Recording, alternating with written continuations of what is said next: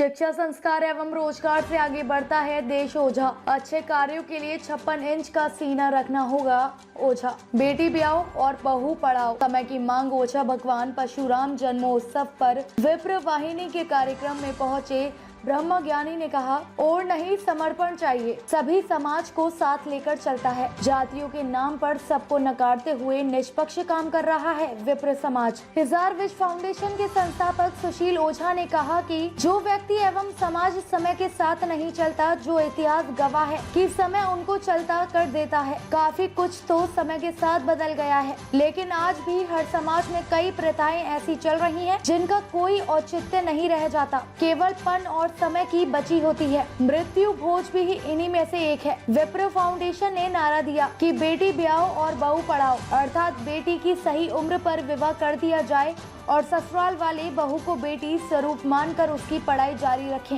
यही समय की भी मांग है। अक्सर पढ़ाई करते करते बच्चों की उम्र 30 पार चली जाती है। ऐसे में सुयोग्य वर या वधू नहीं मिलते। विप्र फाउंडेशन खापी पंचायती सामाजिक संगठनों से मंथन करने का आग्रह कर रहा है ताकि ठोस समाधान निकल सके। ओझा रविवार को फाउंडेशन की इकाई विप्र वाहिनी के तत्वाधान में गुरु जम्भेश्वर विज्ञान एवं प्रौद्योगिकी विश्वविद्यालय के मुख्य सभागार में जिले भर एवं दूर दराज से पहुंचे लोगों को संबोधित कर रहे थे। मुख्य वक्ता ने कहा कि शिक्षा, संस्कार एवं रोजगार से देश आगे बढ़ता है और चित्र के यही 3 आधार हैं। हर अच्छे काम के लिए 56 इंच का सीना होना जरूरी है। उन्होंने कहा कि समाज में गांव छोटा या बड़ा नहीं देखना चाहिए, नहीं तो विवाह और सिकुड़ जाएगा और बच्चे कवारे रह जाएंगे। उन्होंने कहा कि लोगों की भीड़ मायने नहीं रखती, समर्पण मायने रखता है। समाज में राजनीति नहीं बल्कि राजनीति में समाज होना चाहिए। विप्र फाउंडेशन ब्राह्मण समाज के द्वारा संचालित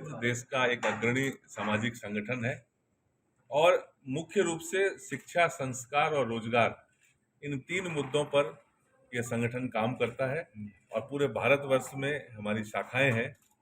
हमारा ये मानना है, और हमारा मानना नहीं बल्कि ये सच यही है, कि ब्राह्मण समाज के दृष्टिकोण से अगर कोई काम पूरे भारतवर्ष में किया जाए तो उसके लिए सबसे ज़्यादा जो आवश्यक बात है वो ये है कि हरियाणा प्रांत में उसकी तमाम शाखाएं बहुत मजबूत होनी चाहिए और जड़ों तक उसका काम फैलना चाहिए।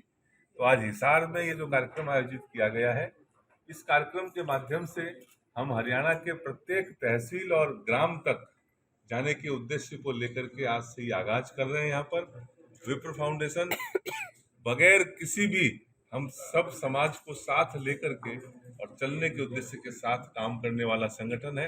जातियों के नाम पर जो लोग समाज को तोड़ने की कोशिशें कर रहे हैं, जो लोग अपने निहित स्वार्थों के लिए एक दूसरे समाज को लड़वाने की बातें करते हैं, उन सब को नकारते हुए सबको साथ लेकर चलने के लिए ब्राह्मण समाज की संस्था आज यहाँ पर उपस्थित है। विप्र फाउंडेशन के जो भी उद्देश्य हैं तो उसको आगे बढ़ाते हुए किस तरीके से आगे योजनाएं बनाई जा रही है? विप्र फाउंडेशन की, जैसा मैंने आपको कहा, जो 3 मुख्य उद्देश्य हैं, तो उनमें पहला है शिक्षा का, और शिक्षा के स्तर पे आज पूरे भारतवर्ष में विप्र फाउंडेशन द्वारा स्थापित की गई कॉलेजेस हैं, centre for excellence and research centre बने हुए हैं। 50-60 हजार स्क्वायर फीट का सेंटर अभी इसी सितंबर महीने में जयपुर में शुरू होगा। और एजुकेशन को लेकर, पढ़ाई को लेकर, जो बच्चे बहुत प्रज्ञावान है, बहुत प्रतिभावान है, लेकिन पैसों के अभाव में नहीं पढ़ पाते, ऐसे बच्चों को बिना ब्याज के लोन देने की एक बड़ी योजना विप्र फाउंडेशन की चल रही है।